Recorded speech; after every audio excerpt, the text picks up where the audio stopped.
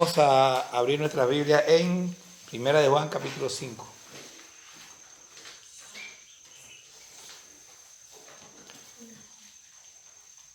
Primera de Juan, capítulo 5.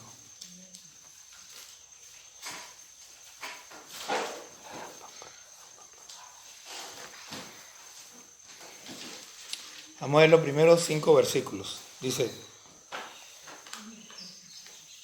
todo aquel que cree que Jesús es el Cristo es nacido de Dios. Y todo aquel que ama al que engendró, ama también al que ha sido engendrado por él. En esto conocemos que amamos a los hijos de Dios, cuando amamos a Dios y guardamos sus mandamientos. Pues este es el amor a Dios, que guardemos sus mandamientos, y sus mandamientos no son gravosos. Porque todo lo que es nacido de Dios vence al mundo, y esta es la victoria que ha vencido al mundo, nuestra fe. ¿Quién es el que vence al mundo sino el que cree que Jesús es el Hijo de Dios? Aleluya. Ok. Buenas tardes. Sin luz. ¿Alguien necesita flashlight? No, qué bueno. ¿Necesita? Bien, este pasaje es uno de mis tantos pasajes favoritos de la palabra, porque cuando lo leí por primera vez y vi que todo aquel que cree que Jesús es el Cristo ha nacido de Dios, pero cuando llegué al 5, ¿quién es el que vence al mundo sino el que cree que Jesús es el Hijo de Dios? Esa frase me impactó porque precisamente, de eso se trata, de vencer al mundo. Pero vamos desde el principio, versículo 1. Todo aquel que cree que Jesús es el Hijo de Dios es nacido de Dios. ¿Okay? Esto se conecta perfectamente con lo que dice el mismo Juan en el capítulo 1, versículos 12, 13, donde dice que a todos los que le recibieron, a los que creen en su nombre, les dio potestad de ser hechos hijos de Dios. Oiga, jovencito, presta atención. No es tiempo de estar peluqueando. Siéntese bien, recto, así. Entonces,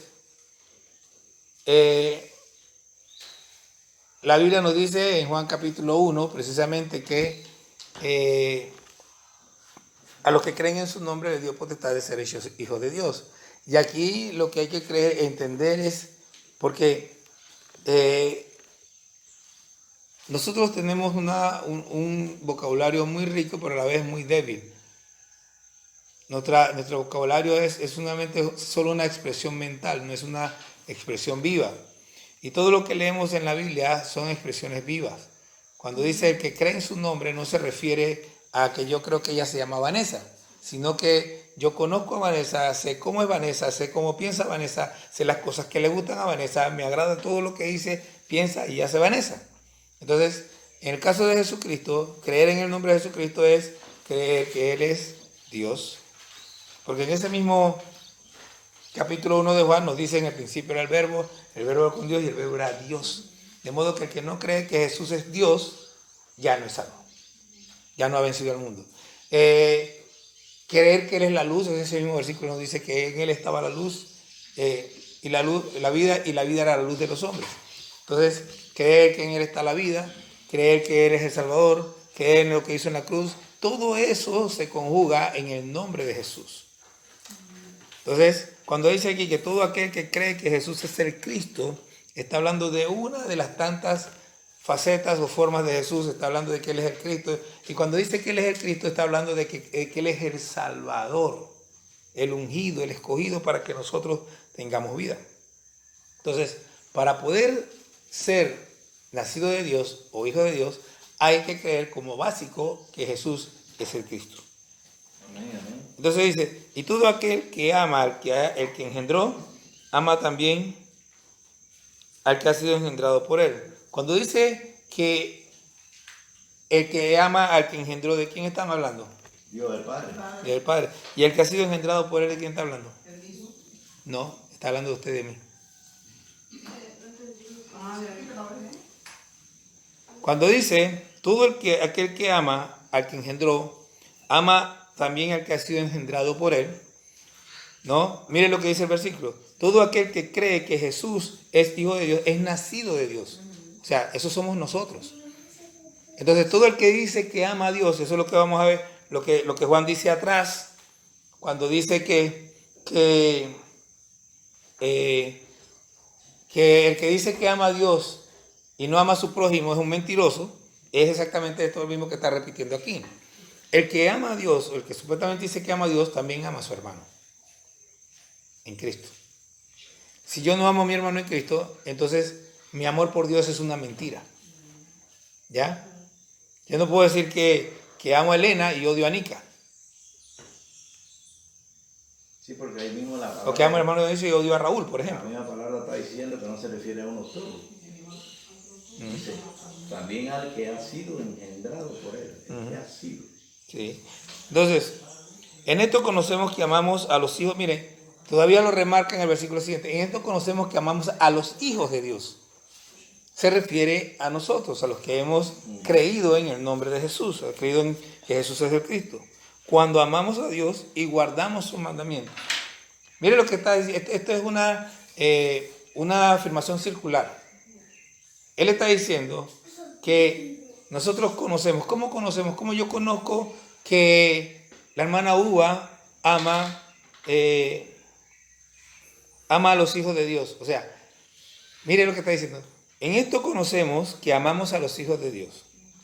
Cuando amamos a Dios y guardamos sus mandamientos. Que la prueba de que yo amo a los hijos de Dios es que yo guardo sus mandamientos. Porque Juan también dice ya en el capítulo 14 que el que me ama, mi palabra guardará. Guarda mis mandamientos. El que no guarda mis mandamientos no me ama. De tal manera que esto es una afirmación circular. ¿Por qué? Porque para yo comprobar que amo a Dios, tengo que amarlo a usted. Tengo que amar a mi prójimo.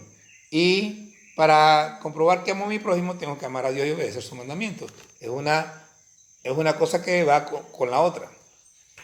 El que yo ame a Dios se demuestra porque yo guardo sus mandamientos, pero ese mismo detalle es el mismo que muestra que yo amo a mi prójimo. Si yo no amara, si yo no guardo los mandamientos de Dios, no estoy amando a Dios, tampoco estoy amando a mi prójimo. ¿Se entiende? ¿No se entiende? ¿Se entiende? Bueno, voy a creer que entienden. Pues este es el amor a Dios, que guardemos sus mandamientos y sus mandamientos no son gravosos. O sea, el amor a Dios es que guardemos sus mandamientos. Si no guardamos los mandamientos de Dios, ¿amamos a Dios? No. Y sus mandamientos no son difíciles de guardar. No nos crean problemas, no son una carga los mandamientos de Dios. Muy por el contrario, cuando nosotros desobedecemos a los mandamientos de Dios, nos echamos carga sobre nosotros. Niño, Evans, siéntese por favor.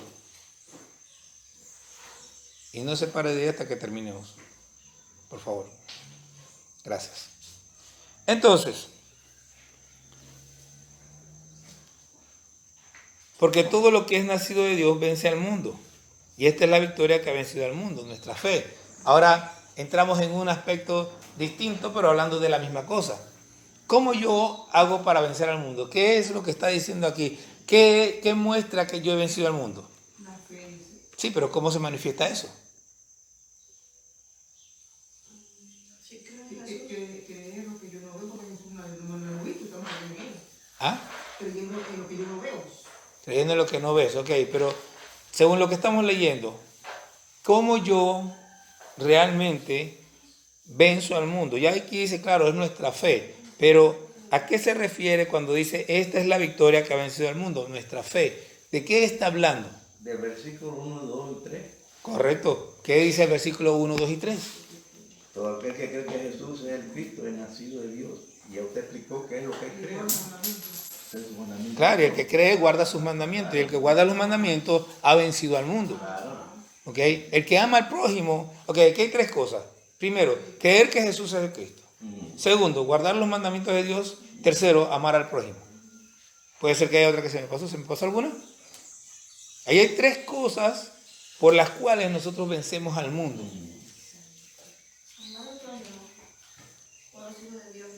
Creer que Cristo, que Jesús es el Cristo. Guardar los mandamientos de Dios y amar al prójimo. Son las tres cosas que se están describiendo ahí, por medio de las cuales nosotros vencemos al mundo. Si nosotros cumplimos con estas tres cosas, entonces el mundo no tiene ningún poder sobre nosotros.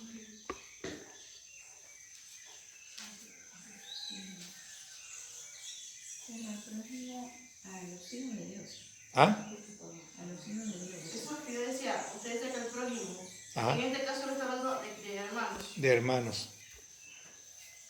Esto es lo que aparece, este mandamiento es el que aparece en Juan 13:34 y en Juan 15:12. Un mandamiento nuevo les doy, que améis unos a otros como yo os he amado.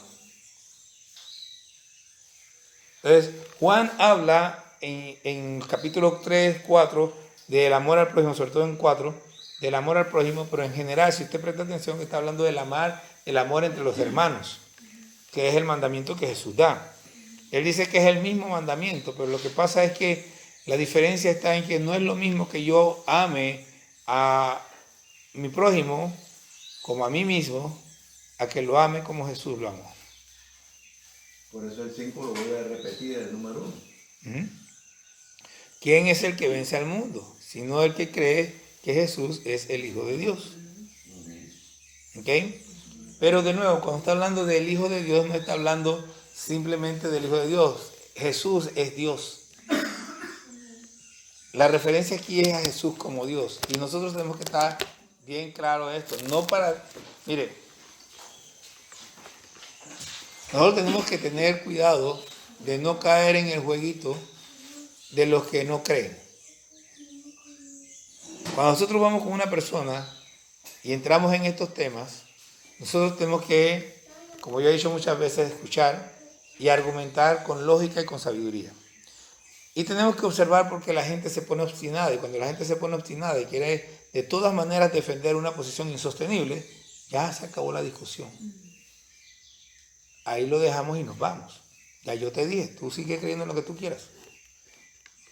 Pero eso sí, si nosotros nos vamos, tenemos que irnos dejando una posición firme. Esto es así. Tiene que quedar claro qué posición nosotros tenemos. Pero no nos vamos a enfrascar en una discusión estéril. El sábado cuando estábamos allá arriba, llegó el momento en que alguien se fue como y empezó a defender que ella creía con lo que le dio su mamá y no sé qué, no sé cuándo. Y yo, sí, pero eso no te mostró cuál era el camino. Porque ella le habíamos hablado de que el camino era Cristo. Y él le había preguntado, ¿saben cuál es el camino? Y ninguno contestó, no sabían. Entonces cuando me salió de que no, que esto es lo que yo creo, que eso es lo de mi familia, yo le dije, bueno, sí, pero eso que te enseñó tu mamá no te mostró cuál era el camino. Yo te estoy diciendo cuál es el camino. Si quieres aferrarte a eso, que no te lleva a ninguna parte, pues es tu asunto, no mío. Y tenemos que ser firmes, pero sin, como decían en mis tiempos, tenemos que ser sin despeinarnos. ¿Sabes? Cuando la gente se pone brava, ¿no? Sin despeinarnos. Tenemos que ser firmes, pero sin despeinarnos. Tenemos que mantener siempre una postura sólida, tranquila. Y no dejar que nos saquen de quicio. Cuando el que tiene la razón generalmente no se enoja. No dejar que los dos queden bravos. Después queda bravo, pero yo no. Yo puedo salir medio triste porque no recibió la verdad, pero más allá de eso, no. ¿Okay? Entonces, está bien claro que no se puede ser salvo si no se cree en Jesús, que Jesús es el Cristo. Juan lo dijo incuestionablemente aquí. ¿Okay? Entonces, vamos a leer hasta el versículo 8, dice, este es Jesucristo que vino mediante agua y sangre, No mediante agua solamente, sino mediante agua y sangre. Y el Espíritu es el que da testimonio, porque el Espíritu es la verdad. Porque tres son los que dan testimonio en el cielo: el Padre, el Verbo y el Espíritu Santo, y estos tres son uno. Y tres son los que dan testimonio en la tierra: el Espíritu, el agua y la sangre, y estos tres concuerdan. Ok, este versículo 7 ha sido borrado de muchas Biblias, porque hay documentos antiguos donde no aparece. En estos días escuchaba a un muchacho colombiano al que yo regularmente escucho, porque a pesar de que antes no lo escuchaba porque me parecía que era como, siempre estaba tratando de hacer broma y no era gracioso, pero su posición teológica es bastante sólida. Entonces un día le estaba hablando de las diferentes versiones de la Biblia, de dónde venía una y de dónde venía la otra, y dijo algo que yo nunca había escuchado. Las versiones nuevas están escritas con unos documentos que aparecieron el cristianismo se dividió en dos partes: la parte que fue hacia el este y la parte hacia el oeste. Nosotros recibimos la influencia de la del oeste, Roma. ¿Ok? La parte del este era otra parte. Entonces, los documentos que se encontraron hacia el lado del este, primero, están alejados de los escritores originales. Segundo, en ese lado había una influencia de agnóstica, que ellos no creían en ciertas cosas. Y eso explica por qué ciertos textos no aparecen allí. Agnósticos son gente que no creen, no quieren creer y quieren que tú le expliques por qué creer, pero ellos nunca van a creer. Pero esos documentos antiguos que escribió alguien, ¿no? Sí, son copias de copias de copias, pero alguien la copió y esto no... ¿Estos son más antiguos que esos antiguos? No, aquellos son más antiguos. Entonces, en teoría serían más originales que los... En teoría, depende de quién lo copió. Como te estoy diciendo, los que escribieron aquellos textos tenían cierta influencia agnóstica, que no creían en ciertas cosas, ¿no? Por ejemplo, no se refiere precisamente a los agnósticos, sino, no recuerdo mismo el nombre, pero hay cierto grupo que no cree, que cree que la materia es totalmente mala, de tal manera que la carne es totalmente mala. Entonces, ellos espiritualizan todo lo que tiene que ver con Cristo. Y por eso hay cosas que no le cuadran, es como la versión del Nuevo Mundo. Todo lo que no cuadra con lo que ellos piensan lo cambian. Tenemos el mejor ejemplo en eso. Por ejemplo, Juan 1:1. En el principio era el Verbo, y el Verbo era con Dios, y el Verbo era, dicen ellos, un Dios. Pero la Biblia dice en realidad el Verbo era Dios. Y en esto ya estaba, lástima que no lo copié, pero un documento tremendo donde él explicaba por qué ese un no va ahí. Porque el artículo indefinido un en el original no existe. Y se guían por ciertas terminaciones de la palabra, y ese artículo no puede ir ahí. Aparte de por qué no puede ir ahí, porque al decir eso, no importa si lo ponen con minúscula o con mayúscula, están diciendo que hay más de un Dios. ¿Y cuántos dioses hay? Uno solo. Entonces esos documentos más antiguos no son confiables. Algunos sí, algunos no. O sea, eso ya se es otro. Con esas ideas así. Lo que pasa es que eso no es tan fácil. Eso hay que ir, ver qué documento es que eso. Ya no nos metamos tan al detalle, porque yo no voy a poder contestar. Eso es para expertos y yo no soy experto. Yo nada más estoy diciendo lo que yo he estado escuchando. Y de hecho, lo que he escuchado también es que muchos de esos documentos en realidad sí no son confiables. Pero el punto que quiero ir es el siguiente. Cuando usted va a leer, usted va a ver que todo lo que desaparece es referente a la deidad de Cristo. Diga. No digo que me aclare aquí el 7 y el 8. Dice el 7. Porque tres son los que dan testimonio en el cielo. En el cielo, ¿no? Uh-huh. El Padre, el Verbo y el Espíritu Santo. Y estos tres son uno. Y tres son los que dan testimonio en la tierra: el Espíritu, el agua y la sangre. Estos tres recuerdan. Bueno, es que para allá vamos. Lo que pasa es que ya estoy en la introducción de esa parte. Entonces... No, porque usted leyó hasta ahí, ¿no? Sí, hasta ahí leí, pues eso es lo que vamos a ver ahora. Entonces dice, este es Jesucristo que vino mediante agua y sangre. Esto es lo primero que tenemos que definir. ¿Qué significa que Jesucristo vino mediante agua y sangre? Dice, no mediante agua solamente, sino mediante agua y sangre. y el Espíritu es el que da testimonio, porque el Espíritu es la verdad. Ok, lo primero que tenemos que definir es qué significa que Jesucristo vino mediante agua y sangre. Bueno, ¿Ah? que nació, puede. ¿Ah? Nació Naturalmente. naturalmente. Ajá. ¿Y la sangre?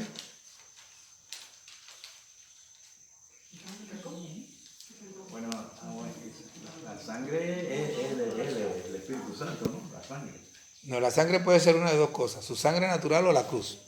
No puede ser otra cosa. Alguien hizo referencia a cuando él estaba en la cruz y le metieron la lanza. ¿Saben qué salió? Agua y sangre. Entonces, está hablando de la naturaleza humana de Cristo. ¿Ok? Él se hizo hombre, o sea, cada vez que dice Jesucristo vino, está hablando de que Dios se hizo hombre, básicamente. Entonces dice, y el Espíritu es el que da testimonio, porque el Espíritu es la verdad. El Espíritu es el que nos da testimonio. Dice la Biblia que el Espíritu da testimonio a nuestro espíritu de que somos hijos de Dios. ¿Por qué? Por el sacrificio de Cristo. ¿Okay? El Espíritu es el que da testimonio. Entonces, ahora vamos al asunto. Este versículo 7 es el que quisieron eliminar. Y de hecho yo les contaba la otra vez que yo estaba viendo un video donde un musulmán está con dos pastores debatiendo y le dice a ellos que ese versículo ya muchos eruditos lo habían descartado. ¿Ok? Entonces nosotros tenemos que aprender y entender. O sea, nosotros debemos investigar. ¿Por qué? Y es de nuevo, porque en estos textos, la explicación sencilla es que en estos textos no aparecen. Y como son más antiguos, entre comillas, entonces ellos piensan que son... Pero eso no es una razón suficiente. Porque eso puede desaparecer por muchas otras razones, no solamente porque son más antiguos. Entonces, y como dije hace un rato, qué casualidad. Todos los textos que desaparecen tienen que ver con la deidad de Cristo. Qué casualidad. Entonces dice, ¿por qué estos tres? Porque Porque tres son los que dan testigo en el cielo. El Padre, el Verbo y el Espíritu. Y estos tres son uno. ¿Qué está diciendo aquí? Está diciendo que Dios, el Padre, el Hijo, el Padre, el Verbo y el Espíritu son uno. ¿Qué son? Son Dios. Por eso es que quieren borrar ese versículo de allí. Hermano, perdón, ¿quién quiere borrarlo? La gente que no cree en esto. Ah, ya. Usted agarra una nueva versión internacional y no lo encuentra. Ah, ya. Creo que la nueva traducción viviente tampoco lo tiene. Creo que la PDT tampoco lo tiene. Son versiones de la Biblia Ajá. Y creo que esa versión de la Biblia ninguna tiene esos versículos. modernas. Entonces, pero este versículo es el versículo más claro acerca de la Trinidad. Si hay un versículo que te dice que el Padre, el Hijo y el Espíritu Santo son reales, es este. Aquí te dice que el Padre, el Verbo y el Espíritu son uno. Un solo Dios en tres personas. ¿Ven? Entonces, estos, el Padre y el Hijo, ¿dónde están? En el cielo. El Hijo está sentado a la diestra del Padre. Y el Espíritu está en todas partes, igual que el Padre y el Hijo. Entonces, en el cielo dan testimonio el Espíritu, el Espíritu Santo, el Padre, el Verbo y el Espíritu Santo. Y en la tierra son tres los que dan testimonio en la tierra. El Espíritu, el agua y la sangre. Y estos tres concuerdan. Ahora, aquí tendríamos que analizar si esto concuerda con nuestro análisis de lo que es agua y sangre arriba. Porque ¿cómo da el agua testimonio? ¿Cómo da la sangre testimonio en la tierra? A ver. ¿Cómo es que el agua y la sangre dan testimonio en la tierra? El Espíritu, porque es el Espíritu Santo. Sí, por eso me lo salté. Pero ¿cómo el agua y la sangre dan testimonio en la tierra? Porque el agua y la sangre es precisamente lo que, ¿cómo se dice? Usó Dios, el Padre, para que nuestro Señor Jesucristo naciera como humano. Ok. ¿Alguien más? Yo pienso que esos tres, y tres son los que hacen testimonio en la O tierra. sea que nacieron, El puede. Espíritu y el Espíritu Santo, el agua y la sangre. Ajá. Puedo decir que el Espíritu Santo voy a decir lo que pienso. Dele. El agua cuando fue bautizado y la sangre cuando murió. El espíritu, el agua del bautismo y la sangre de su muerte. Esos son los tres que dan testimonio en la tierra. El agua es o no un simbolismo de la muerte de Cristo en nosotros, cuando nos bautizamos. Pero Y la entonces, sangre de Cristo que se derramó en la cruz son las tres cosas que dan testimonio en la tierra, que dicen que Cristo vino y murió por nosotros. Y que por él somos salvos. Y esos tres están de acuerdo en qué? En que somos salvos por la sangre de Cristo.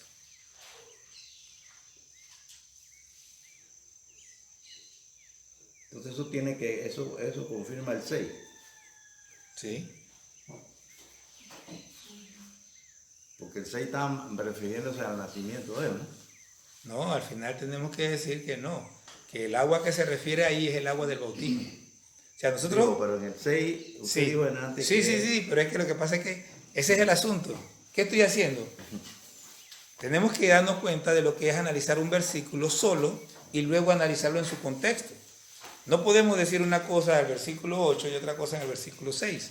Entonces al final, cuando llegamos al versículo 8, nos damos cuenta que nuestro análisis inicial del versículo 6 no era el correcto.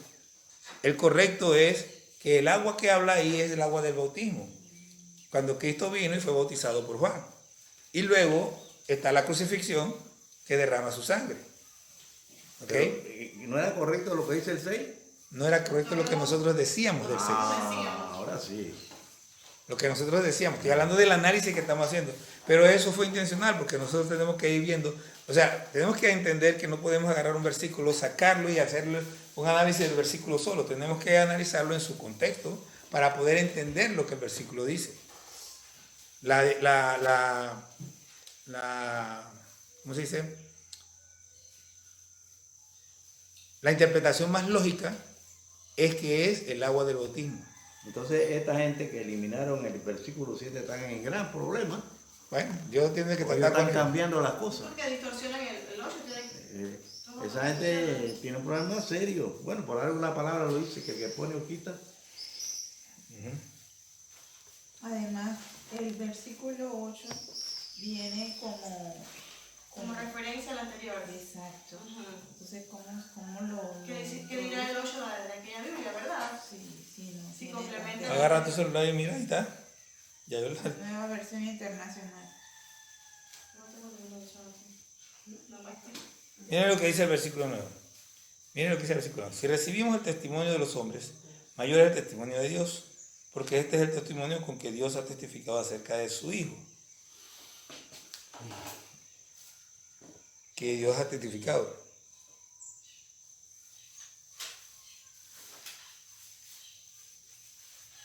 Dice, el que tiene testimonio, el que cree en el Hijo de Dios, tiene testimonio en sí mismo.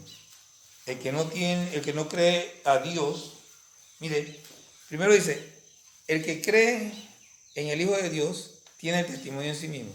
Después dice, el que no cree a Dios, o sea que el que no cree en el Hijo de Dios, no le está creyendo a Dios. Entonces, le ha hecho mentiroso porque no ha creído en el testimonio que Dios ha dado acerca de su Hijo. Y este es el testimonio, que Dios nos ha dado vida eterna y esta vida está en su Hijo. ¿Ven qué es lo que está el Espíritu Santo diciendo a través del agua y la sangre? O sea, el Espíritu Santo, el agua y la sangre lo que dicen es, tenemos vida eterna a través de Cristo Jesús.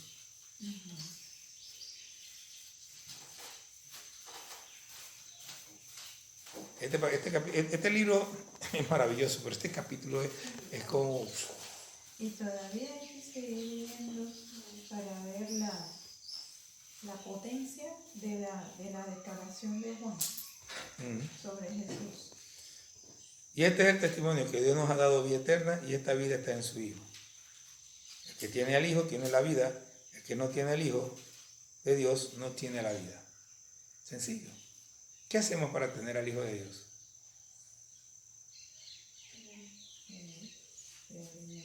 Creer que Él vino mediante agua y sangre. Creer que por eso somos salvos.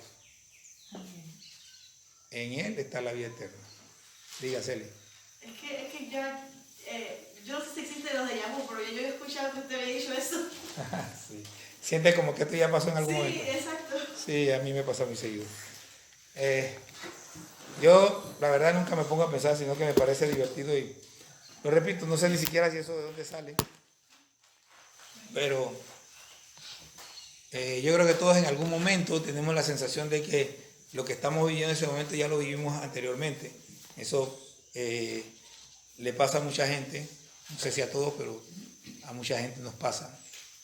A mí me ha pasado en estos últimos meses, me ha pasado como 4 veces aquí. Entonces, no sé si alguien tiene algún comentario y o pregunta. O hablé demasiado. Yo quisiera hacer una pregunta a usted, que no está referente a la clase, pero algo que yo vi referente de las cosas de Dios, ¿no? Ajá. Dice que primero fue la ley, ¿no? Ajá. Después la gracia. Pero dice que hubo algo en medio, entre la gracia y la ley. ¿Qué existió ahí? Si eso es cierto, ¿ok? No. Ok. Se habla de 3 pactos. Se habla del pacto de obra, el pacto de gracia y el pacto creo que es de redención. El pacto de obra tiene que ver primeramente con Adán. El pacto de obra significa, si comes de ese árbol vas a morir. Entonces la promesa es de acuerdo a algo que yo hago. Si yo hago eso, si hago lo que Dios me dice, como Dios me dice, tengo recompensa, y si no hago lo que Dios me dice, como Dios me dice, tengo castigo. En ese mismo marco está la ley de Israel. Había una serie de mandamientos que ellos debían cumplir. Si fallaban, tenían castigo, y si lo cumplían, tenían recompensa. Entonces, eso es pacto de obra. Entonces está el pacto de gracia, que es en el que vivimos nosotros ahora. El pacto de gracia es, no tiene que ver con lo que yo hago. Yo salvo porque Dios quiso salvarme. Él me lo regaló, es una gracia, es un regalo de Él. Entonces está el pacto de redención, que realmente es una versión distinta del pacto de obra. Ese pacto de redención es un pacto entre Dios el Padre y Dios el Hijo, donde Él pacta para cumplir lo que nosotros no pudimos cumplir en la ley. Jesús lo cumple en el madero. O sea, Jesús no solamente cumple lo que los judíos no pudieron cumplir, Jesús cumple lo que Adán y Eva no pudieron cumplir. Y eso se ve más claramente, por ejemplo, dice Juan que las cosas que están en el deseo de la carne, el deseo de la vanagloria de la vida. Cuando uno va a estudiar al jardín, uno se va al jardín, allá al capítulo 3, y uno ve a Eva. Eso fue lo que usó Satanás para tentar a Eva para comer. Deseo de los ojos, deseo de la carne, deseo de los ojos, la vanagloria de la vida. Cuando vamos al desierto y encontramos a Jesús es lo mismo que utiliza el diablo para tentar a Jesús. El deseo de la carne, el deseo de los ojos, la vanagloria de la vida. Entonces, donde Eva falló, Jesús triunfó. ¿Ok? Donde los judíos fallaron, cumplir los 10 mandamientos, Jesús triunfó. Y así, en todas las áreas donde nosotros fallamos, Jesús triunfó. Al él cumplir el pacto de obra en el pacto de redención, entonces nos hace a nosotros, ¿cómo se dice? ¿Ah? No, nos hace, nos da la oportunidad de participar del pacto de gracia. Y lo digo de esa manera porque muchos pueden, pero no lo hacen. O sea, todos tenemos la oportunidad de participar del pacto de gracia. Todos. Pero el que no recibe a Cristo, el que no hace lo que acabamos de leer, simple y sencillamente no lo va a recibir. Sí, porque yo oí que alguien dijo de que hubo un tiempo entre que el hombre no estaba ni dentro de la ley ni de la gracia, sino que vivió en esas dos. Pero eso es otra cosa. Eso es que, la Biblia dice, dice el apóstol Pablo que antes de la ley, dice, cuando no hay ley no hay pecado. O sea, entonces él está hablando de la diferencia, o sea, de que antes de que Dios le diera los mandamientos a Moisés, no había una ley. Pero eso no es cierto de que, no, o sea, ellos igual tenían que obedecer. Porque la Biblia dice que los mandamientos de Dios están inscritos en nuestros corazones. Ya. Entonces, y el mismo apóstol Pablo dice, antes de la ley, ¿había o no había pecado? Claro que sí había pecado, porque si no hubiera habido pecado antes de la ley, entonces no se hubieran destruido Sodoma y Gomorra, no hubiera habido un diluvio universal, no hubiera Dios confundido la lengua. O sea, sí había pecado y sí había castigo por el pecado. Por la conciencia. Claro. Conciencia. Entonces, al final, sí. Pero bueno, o sea, ya eso es un tema teológico que hay que meterse con más detalle. Aquí está la versión de Nueva Traducción Viviente. Dice, por el 6 dice, y Jesucristo fue revelado como el Hijo de Dios por medio de su bautismo en agua y por derramar su sangre en la cruz. Es decir, no mediante agua solamente, sino mediante agua y sangre. Y el Espíritu, quien es la verdad, lo confirma con su testimonio. Por el 7 tienen, por lo tanto son 3 los testigos. El Espíritu, entonces viene el 8. El Espíritu, el agua y la sangre, y los 3 están de acuerdo. Sí. Entonces, Entonces, lo resumen. no, se quitan el 7 y solamente dejan el 8. O sea, en el 7 solamente Se ponen, tratan el 7. por lo tanto son 3 los testigos, pero No ¿quiénes define. son los testigos? No define. Exacto. Sí, lo define. Después, Espíritu, agua y sangre. Sí, se salta a los otros 3, obvia a los otros 3 y pone solamente 3 testigos. Ah, bueno. Entonces, nosotros tenemos que tener claro algo. Hay otra versión de la Biblia que también en cierta forma está basada no solamente en esos textos, sino también en aquel, que es la Biblia de las Américas, que es traducida similar a la Reina Valera. Ahí sí aparece todos los versículos. La traducción cambia levemente porque cuando uno está traduciendo, uno tiene que tomar decisiones sobre ciertas opciones. Entonces hay cosas que pues se pueden traducir mejor de una manera. Esta versión es más nueva que la Reina Valera y en algunas cosas pues toma mejores decisiones de traducción, pero no cambia en nada el asunto. Así que nosotros tenemos que estar clarito en algo. Dios es uno en 3 personas. Padre, Hijo, Espíritu Santo. Los 3 son coeternos.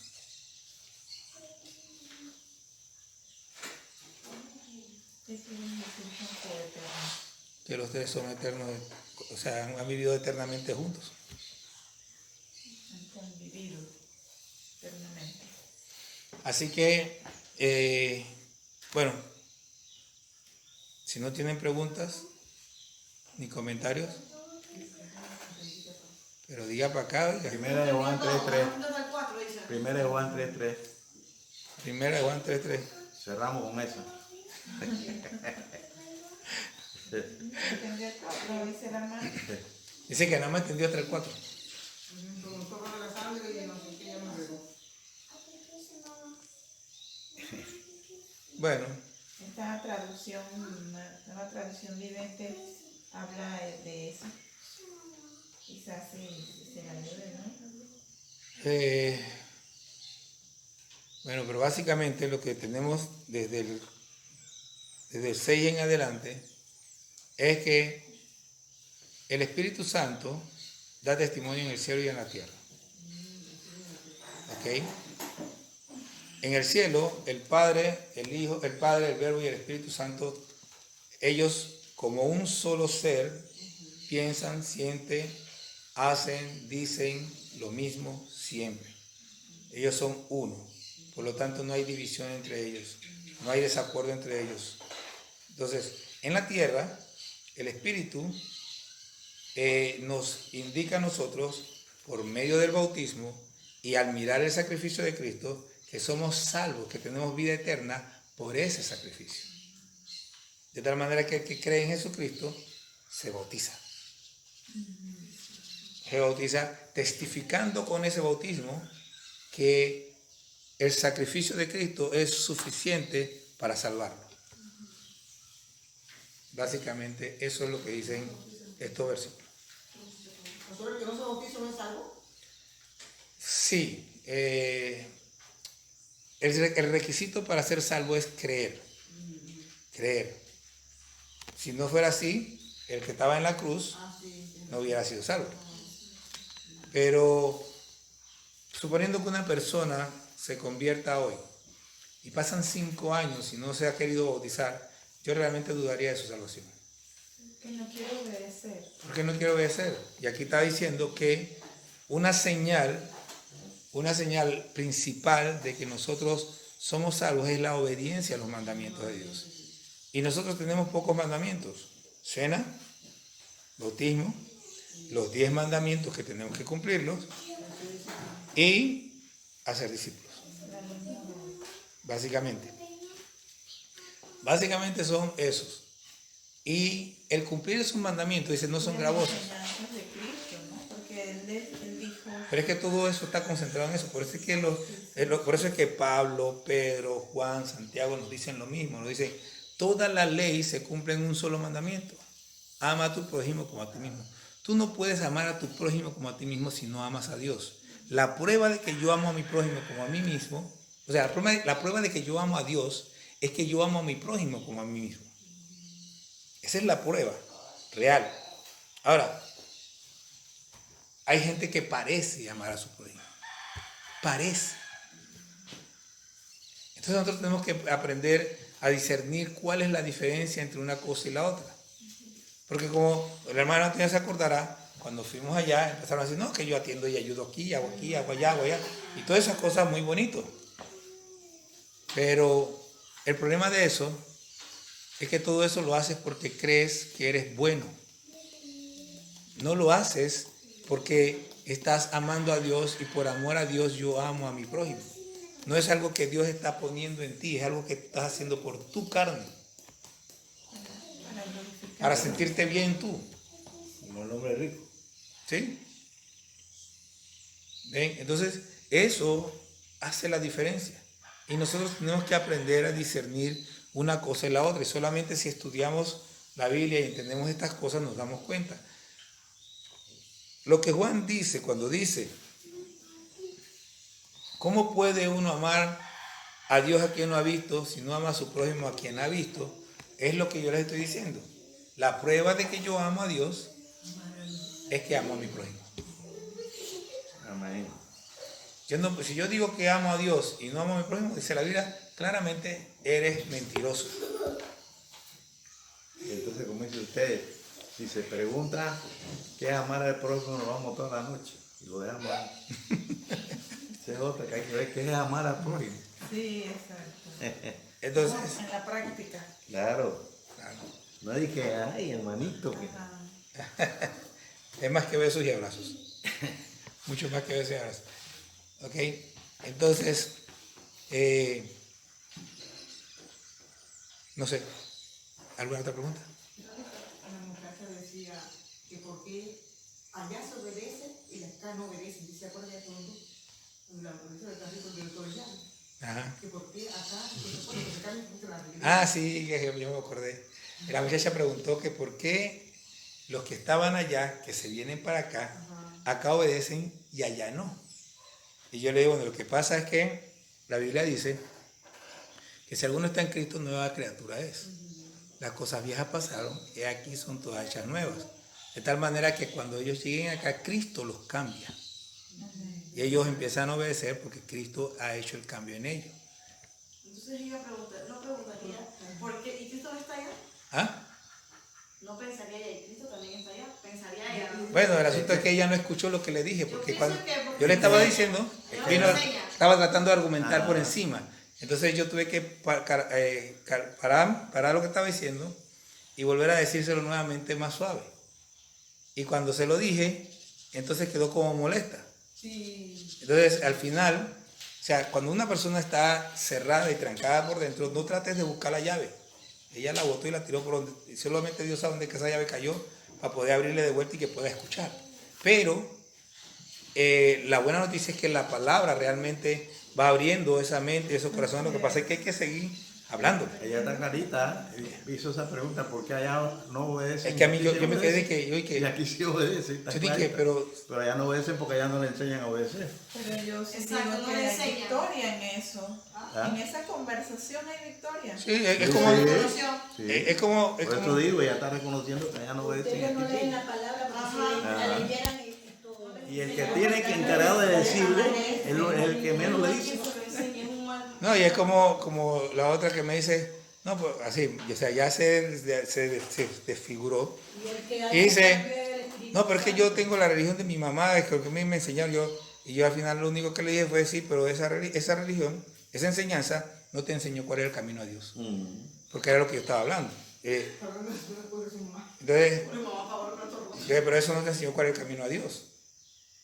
Y ya, o sea, yo no seguía hablando de ahí, sino que nosotros fuimos, pan, nos vamos. Se acabó. Entonces, ya habrá otras oportunidades. Deben haberlas. Debemos buscarlas.